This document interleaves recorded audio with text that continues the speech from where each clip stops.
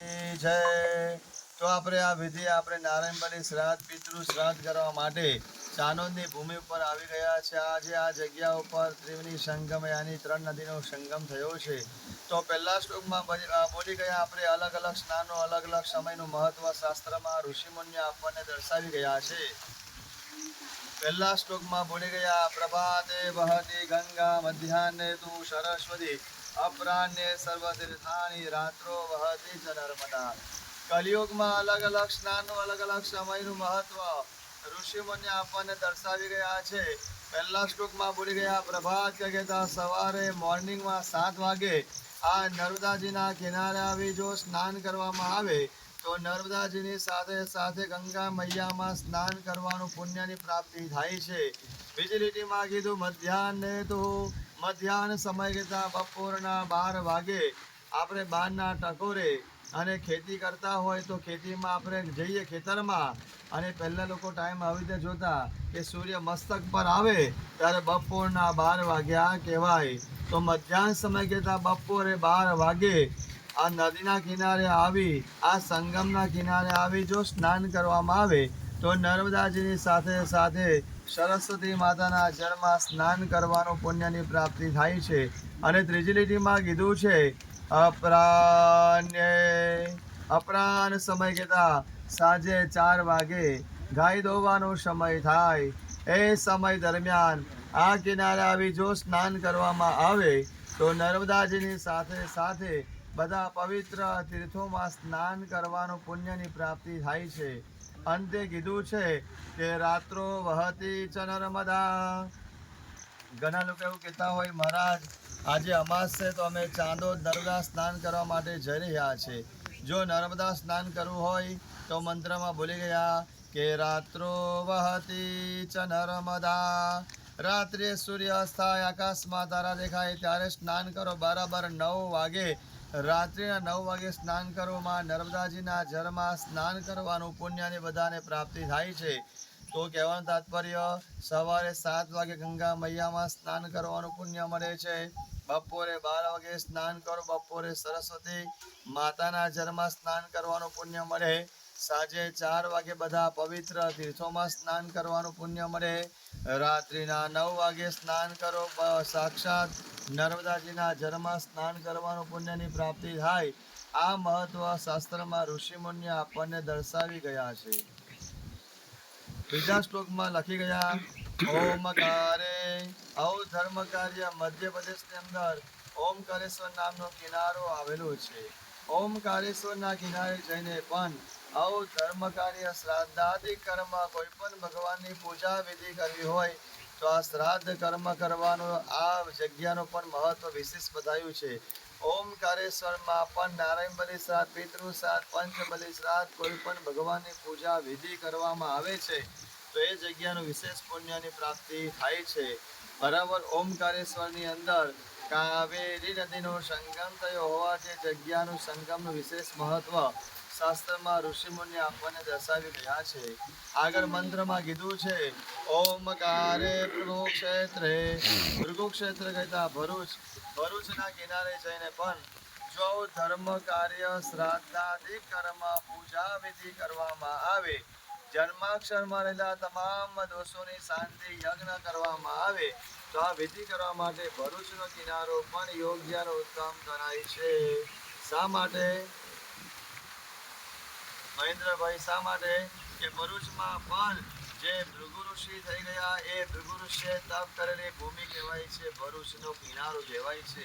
અને વિષ્ણુ ભગવાને વામન સ્વરૂપ વામન અવતારમાં 3 ડગલામાં જે બધી ભૂમિ માગી લીધી એ ભરૂચનો કિનારો કહેવાય છે. એટલા માટે ભરૂચમાં પણ બ્રાહ્મણો યજમાનો ત્યાં શ્રદ્ધા લઈને એ કિનારે વિધિ કરવા માટે જતા હોય છે અને ત્યાંનું પણ સારું પુણ્ય પ્રાપ્ત થાય છે. પરંતુ આગળ મંત્રમાં લખી ગયા છે ઓમકારે ભૃગુક્ષેત્રે નર્મદા ઓર સંગમે સર્વત્ર દુર્લભ રેવા ત્રિષુ સ્થાને વિશેષ. આ ચાંદોદ અને કરનાળી વચ્ચે આ જગ્યા ઉપર આ ભૂમિ ઉપર 3 નદીનો સંગમ થાય છે. આ સંગમની ભૂમિ વિશેષ મહત્વ પુણ્ય સારી હોવાથી બધા ભક્તો શ્રદ્ધા લઈને ભાવુક થઈને આ જગ્યા ઉપર વિધિ કરવા માટે આવતા હોય છે. ન વિધિ કરવા માટે ચારોદમાં બેઠા, ન કરનારીમાં બેઠા, મુખ્ય 3 નદીનો સંગમ થાય. તો આ સંગમની ભૂમિ જગ્યા શોધીને આપણે બેઠા છે. તો આ જગ્યા ઉપર 3 નદીનો સંગમ થાય છે. આ જગ્યા ઉપર વિધિ કરવા માટે લોકો દૂર દૂરથી આવતા હોય છે. અમારી પાસે નાસિકથી, ત્રંબકેશ્વરથી પણ વિધિ કરવા માટે આ ભૂમિ ઉપર આવે છે. અને ભરૂચમાં રહેતા બધા શ્રદ્ધા લઈને પણ આ ભૂમિ ઉપર, અને ભરૂચમાં રહેતા ભૂદેવ પણ બ્રાહ્મણો યજમાનો સાથે આ ચાનોદની ભૂમિ 3 નદીનો સંગમ થાય, આ સંગમની ભૂમિ જગ્યા શોધીને આવે છે. આ જગ્યાનું કયું મહત્વ છે? લોકો દૂર દૂરથી વિધિ પૂજા કરવા માટે આ ચાનોદની ભૂમિ ઉપર આવે છે. આ વિધિ કરવા માટે લોકો આપણે દૂર દૂરથી આ જગ્યા શા માટે શોધીને આવે છે? આ જગ્યાનું એવું કયું મહત્વ છે? આ જગ્યા ઉપર 3 નદી ભેગી થાય છે. કઈ કઈ નદી બતાવો? આ જગ્યા ઉપર 3 નદી છે, સાંભળજો. નર્મદા મૈયા, હોરસંગ અને ત્રીજી ગુપ્ત સરસ્વતી. તમને એવું થાય મહેન્દ્રભાઈ, હરપલભાઈ, કે મહારાજ ત્રિવેણી સંગમ કહે છે, અમે તો નદી કિનારે જયા દર્શન કરવા માટે, હાથ પગ મોરું માથે પાણી ચડવા માટે. નદીના પાટા 2 દેખાય છે, તો ત્રીજી નદી ક્યાં ગઈ? પરંતુ ધર્મશાસ્ત્રમાં પ્રમાણ આપ્યું છે કે જ્યાં જ્યાં 2 નદીનો સંગમ થતો હોય ત્યાં બ્રાહ્મણો દ્વારા કર્મકાંડ પૂજા વિધિ કરવામાં આવે છે. અને બ્રાહ્મણના મુખમાંથી જે વેદરૂપી જ્ઞાન નીકળશે એને કહેવામાં આવે છે ગુપ્ત સરસ્વતી. તો કલયુગમાં બહેન ત્રીજી ગુપ્ત બતાવી છે, બરાબર. તો જ્યાં જ્યાં 2 નદીનો સંગમ થતો હોય ત્યાં બ્રાહ્મણો દ્વારા મંત્રો ઉચ્ચારણ કરવામાં આવે. બ્રાહ્મણના મુખમાંથી જે વેદરૂપી જ્ઞાન નીકળશે ને કે ભાઈ ગુપ્ત સરસ્વતી. તો આ 3 નદીનો સમન્વય થાય છે. નર્મદા મૈયા, હોરસંગ અને ગુપ્ત સરસ્વતી. એટલા માટે આ જગ્યાનું વિશેષ મહત્વ શાસ્ત્રમાં બતાવી ગયા છે. તો માં તમને કોઈ પ્રશ્ન કરે, માં નર્મદા મૈયા ક્યાંથી પ્રગટ થયા છે? તો મંત્રમાં ભૂલી ગયા. અમરકંટકોત્પન્ની. તો મધ્યપ્રદેશની અંદર અમરકંટક નામનો પર્વત આવેલો છે. પર્વતના ઉપર મૈકલ નામનું શિખર છે. શિખરની ઉપર બોરીનું વિશાળ વન છે. ત્યાં ભગવાન શંકર ભગવાન તપસ્યા તપ કરતા હતા. ભગવાને તપ શા માટે કર્યું? ભગવાને દીકરી કન્યા હતી નહીં, તો એમને દીકરી માટે ઘોર તપસ્યા કરી અને તપ કરતા કરતા ઘણા સમય વીતી ગયા, ઘણા વર્ષો થઈ ગયા.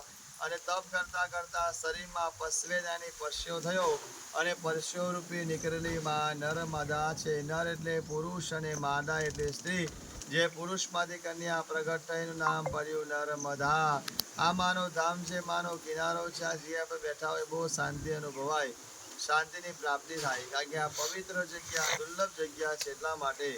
તો માં જ્યાંથી પ્રગટ થયા છે, માના મસ્તકનો ભાગ છે અમરકંટક, બરાબર.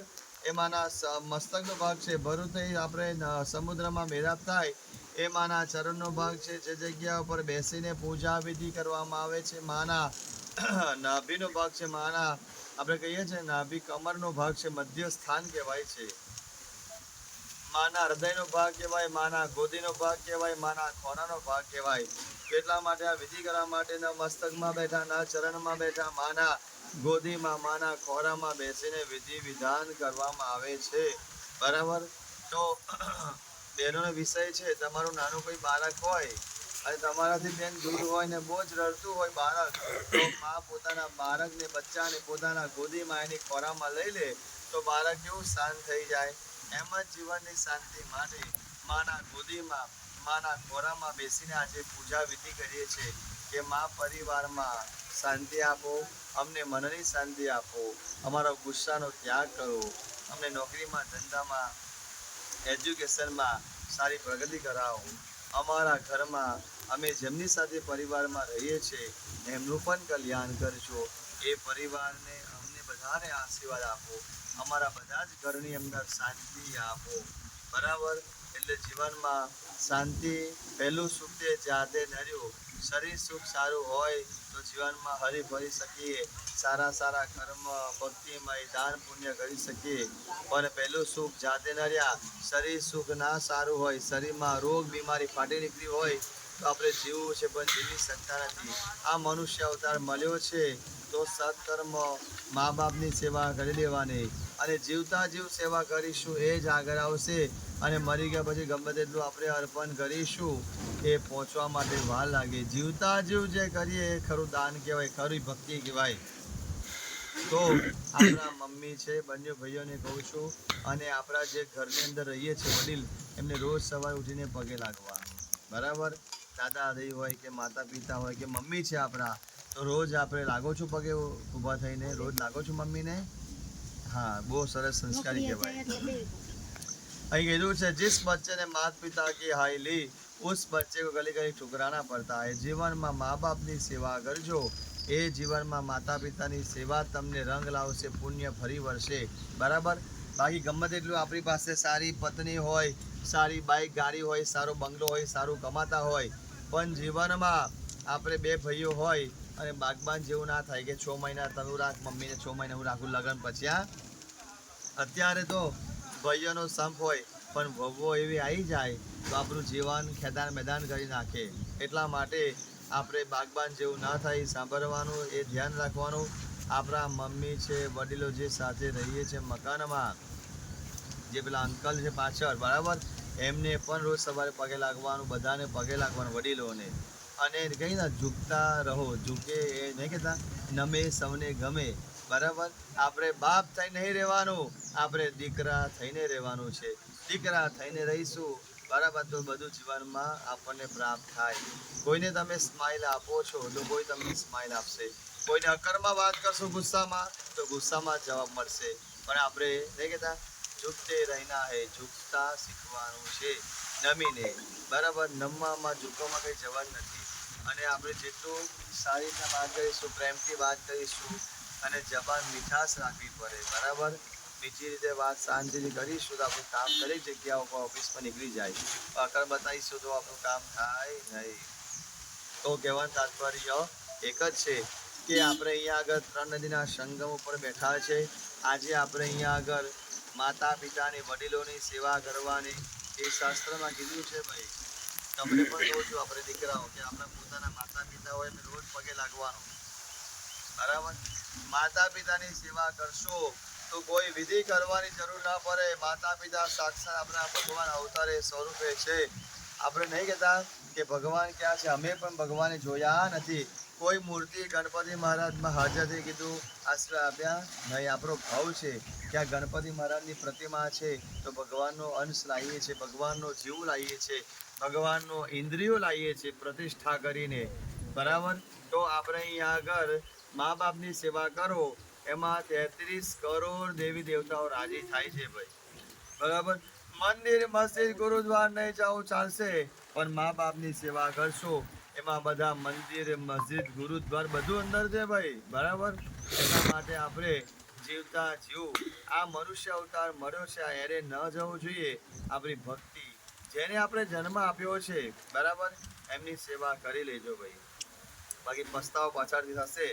જીવતા જીવ ના સેવા કરો અને મરી ગયા પછી કરોડોનું દાન કરો, એ દાન બરાબર, પરંતુ જીવતા જીવ જો અમે સારી રીતના રાખ્યા ના હોય અને મરી ગયા પછી બધું આપણે કરીએ, એનું કોઈ મહત્વ બહુ નથી. એટલે જીવતા જીવ રાજી રાખવો તો બહુ સારી વાત છે. તો કહેવાનું તાત્પર્ય, આ પવિત્ર ભૂમિ છે, આ જગ્યા ઉપર 3 નદીનો સંગમ થાય છે. આ સંગમની ભૂમિ વિશેષ પુણ્ય મહત્વ આપનારી હોવાથી લોકો આ જગ્યા શોધીને આવે છે. તો કહેવાનું તાત્પર્ય, આ બાજુથી આવે છે માં નર્મદા મૈયા, આ બાજુથી કઈ નદી આવે છે બતાવો ભાઈ? ઓરસંગ. બરાબર? ઓરસંગ નદીની ઉત્પત્તિ ક્યાંથી થાય એ જગ્યાનું પણ મહત્વ છે. તમે નામ સાંભળ્યું હશે, વ્યાસ મુનિ, જેમને 18 પુરાણો રચ્યા. બરાબર? કેટલા? 18 પુરાણ રચ્યા કે નહીં વ્યાસ મુનિએ? શું થયું? વ્યાસ મુનિ 18 પુરાણો રચ્યા, 4 વેદો ગ્રંથોની રચના કરી. એવા વ્યાસ મુનિના પુત્ર સુખદેવજી મહારાજ માના ગર્ભમાંથી જન્મ લેતાની સાથે તપ કરવા માટે દોડવા લાગ્યા, અને માના ઉદરમાંથી જે ઓરનો રેલો નીકળ્યો એને કહેવાય ઓર ગંગા નામનો અપભ્રંશ થયો, એમાંથી ઓરસંગ નામ પડી ગયું. તો નર્મદા, ઓરસંગ અને ત્રીજી ગુપ્ત સરસ્વતી, જે બ્રાહ્મણના મુખમાંથી વેદરૂપી જ્ઞાન નીકળશે, મંત્રોચ્ચાર, એને કહેવાય ગુપ્ત સરસ્વતી. તો આ 3 નદીનો સમન્વય થાય છે. પેલા ભાઈ આયા છે અહીંયા કોઈ આ બાળકોને કંઈક નાસ્તો